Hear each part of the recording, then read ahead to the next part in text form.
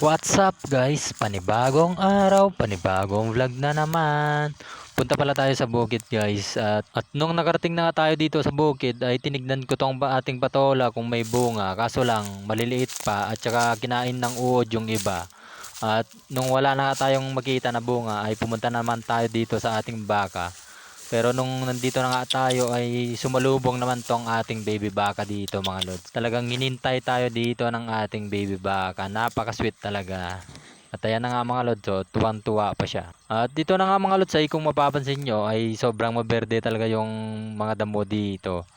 Kaya laging busog yung ating baka. Nilalapit lang pala natin sa tubig kung umaga yung ating baka para diretso na rin silang uminom kapag tanghali. Kasi kailangan nilang uminom pag tanghali at hindi naman tayo makapunta dito sa bukid dahil nga may trabaho tayo. At ito na nga mga lods at umalis na rin tayo nung nakita natin yung ating mga baka at pumunta naman tayo dito sa ating kalabaw. At halos nga magkatabi yung ating alagang baka at saka kalabaw dahil nga nilipat ko yung ating baka dito para isahan na lang yung pagpunta natin dito sa malapit sa tubig mga lods para hindi na tayo mapagod pa at isahan na lang talaga yung pagpunta natin dito para tignan sila. At nung natapos na nga natin tignan sila mga lods at ito na ay pauwiin tayo. At paano ba yan mga lods? Bukas na lang ulit. Bye bye. Thanks for watching mga lods.